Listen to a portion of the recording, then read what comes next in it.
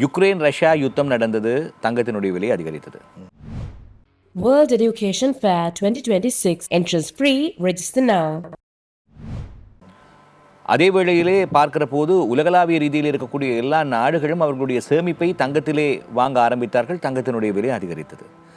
இப்போது நினைத்து பார்க்க முடியாத அளவு மீளவும் தங்கத்தினுடைய விலை அதிகரித்திருக்கிறது. இப்போது 4 லட்சத்துக்கு மேலாக செல்கிறது. என்ன நடக்கப் போகிறது தங்கத்தினுடைய விலை? தங்கம் என்பது குழந்தை பிறப்பிலிருந்து ஆரம்பிக்கிறது.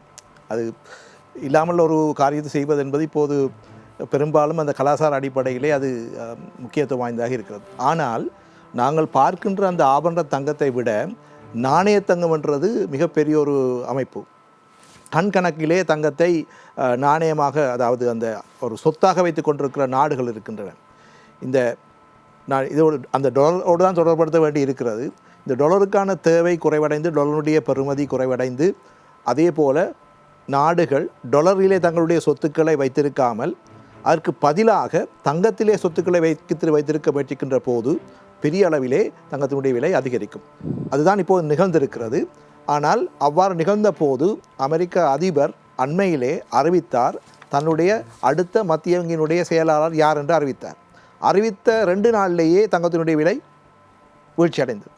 ஆகவே அமெரிக்காவிலே இருக்கின்ற டாலர் அடிப்படையிலே சொத்துக்களை மக்களும் ஏனைய அரசுகளும் வைத்திருக்கின்ற வரையிலே தங்கத்தினுடைய விலை பாதுகாக்கப்படலாம்.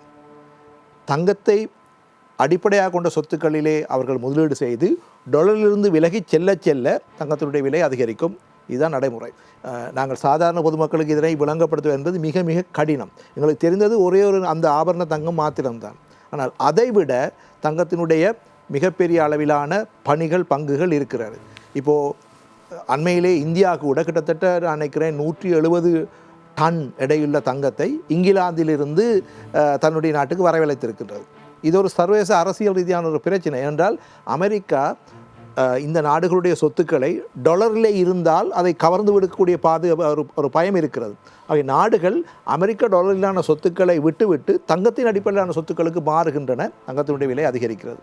இப்போது ஏற்பட்டிருக்கிற இந்த பிரச்சனை அந்த தங்க விலையை மேலும் அதிகரிக்கிறது. என்றால் அமெரிக்க டாலருக்கு என்ன நடக்கும் என்பது இப்போதைக்கு தெரியாது யாருக்கும். அது ஒரு நிச்சயமற்ற தன்மையை உருவாக்கி இருக்கிறது. நிச்சயமற்ற தன்மைகள் உருவாகிற போது நாங்களும் பார்ப்போம், எங்களுக்கு பாதுகாப்பாக வைத்திருக்கக்கூடிய சொத்து தங்கம்.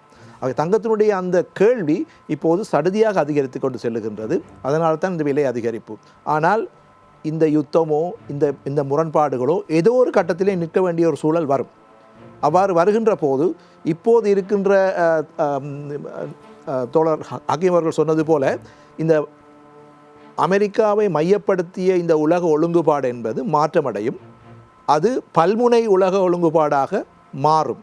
யார் விரும்பினால் என்ன, விரும்பாவிட்டால் என்ன, தெற்காசியாவை கிழக்காசியா அடிப்படையாக கொண்ட ஒரு உலக ஒழுங்குபாடு, அதே போல் ஐரோப்பாவை அடிப்படையாக கொண்ட ஒரு உலக ஒழுங்குபாடு, ஆப்பிரிக்காவை அடிப்படையாக கொண்ட ஒரு உலக ஒழுங்குபாடு என்று இந்த உலகம் பல்வேறு முனைகளாக பிரிய போகிறது.